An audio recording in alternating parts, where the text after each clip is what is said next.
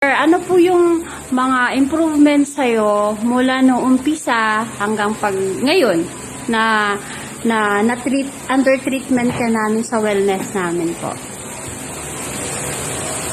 Magandang umaga po sa inyo lahat ng nakinig ngayon. Imbitan ko kayo, punta kayo dito sa wellness center ng RFC.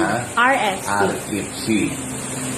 Na-stroke ako 2019.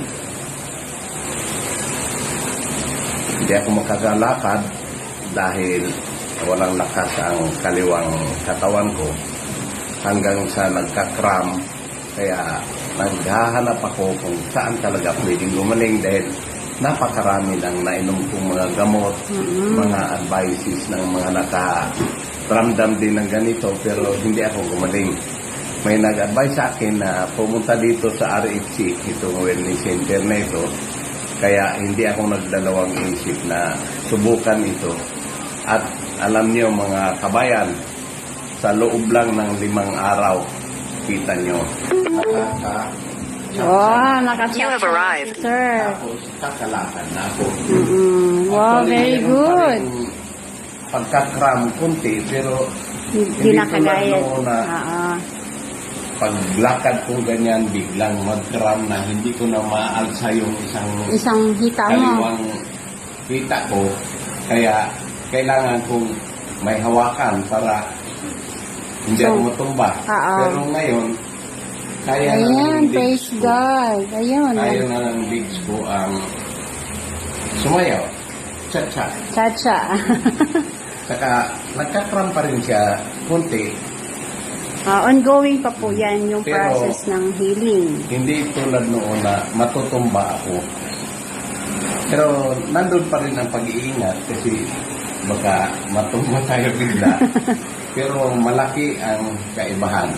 Amen. Halimbawa, noon kung sa ratio 1 to 10, ang ngayon naiwan ay 3 na lang. Oh. Nawala na very yung good. silbi ng kahirapan. Tapos yung matulog sa gabi na bigla kang magulat sa pagkakrama. Sakit, sa sakit. Sakit. Okay. Yun ang nawala. Disiplina lang talaga. At dito sa wellness, tuturuan tayo. Ang tamang pagkain. ating kagalingan ay nasa ating ipinasok sa ating katawan. Tama Dito po. tuturuan tayo. Ano po yung dating hindi mapipigilan, ngayon na mapipigilan na po? Unang-una sa pag-ihi. Okay. Once makaramdam akong ihi, kung ma-delayed ang pagpunta sa ihian o yung aking ihian, talaga lalabas yan. Sa ngayon, napipigilan ko na. Nung wala pa ako dito, sa isang gabi, 5 o 6 na bisis akong babangon para umihi. Ngayon, isa na lang. At least na meron. Pag gising ko, alas 5, yun na. Yun na. Tapos ako noon, pag medyo gusto kong pumupo, mamadali ako. Baga, hindi ko ganong mapigilan talaga. Delikado.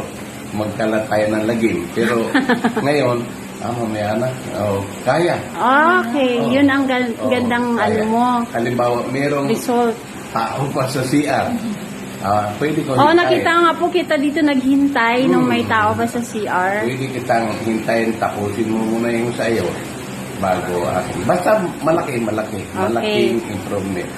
Sarap ng tulog doon sa aking tinitake ng mga herbal medicine na itinama talaga doon sa kailangan ng aking katawan. Yun. Noon, pag nag-cram ako, lalo na sa kaliwang bahagi ng katawan ko, hirap ako huminga. Hinahanap ko yun. Aba, nawala. Minsan gising ako, bigla akong mag-request na hilutin ang likod ko para makahinga ng maayos. Pero wala na. Wala na yun.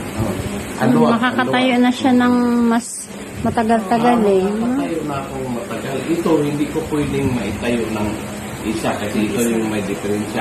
Okay. Ano yung ganyan na ikuwang ko. Halimbawa, ganyan. Hindi pwede. Pero at least kaya mo na ito lang. Kaya na.